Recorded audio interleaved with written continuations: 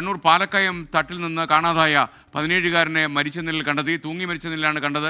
ടിബിൻ ടിനു എന്ന കുട്ടിയാണ് ഇപ്പോൾ മരിച്ച നിലയിൽ കണ്ടെത്തിയിരിക്കുന്നത്.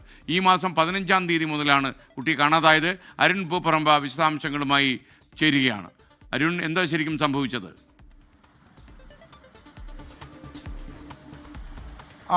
ഈ ടിബിൻ പാലക്കയം തട്ടിന് സമീപത്താണ് ടിബിൻ താമസിക്കുന്നത്. അവിടെ വീട്ടിൽ നിന്നും ഈ മാസം 15-ാം തീയതിയാണ് വീട്ടിൽ നിന്ന് ഇറങ്ങിയത്.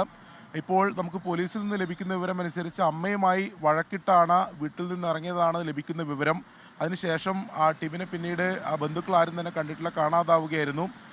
പോലീസിൽ ഇതിനകം തന്നെ ഒരു പരാതി നൽകിയിരുന്നു. കുടിയാമല പോലീസിൽ പരാതി നൽകിയതിൽ മിസ്സിംഗ് കേസ് രജിസ്റ്റർ ചെയ്യുകയും അതിൽ അന്വേഷണം നടക്കുകയും ചെയ്യുന്നതിനിടെയാണ് ഇന്ന് രാവിലെ ടിബിനെ തൂങ്ങി മരിച്ച നിലയിൽ കണ്ടെത്തിയത്. വീടിന് സമീപമുള്ള ഒരാളൊഴിഞ്ഞ പറമ്പിൽ തൂങ്ങി മരിച്ച നിലയിലാണ് കണ്ടെത്തിയിട്ടുള്ളത്.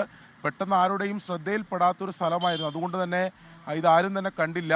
ഈ മൃതദേഹത്തിന് ഒരാഴ്ചയോളം പഴക്കമുണ്ട് എന്നതാണ് പോലീസ് പറയുന്നത്. മറ്റു അസ്വാഭാവികതയൊന്നും ഇല്ല എന്നതാണ് പ്രാഥമിക അന്വേഷണത്തിന് ശേഷം പോലീസ് പറയുന്നത്.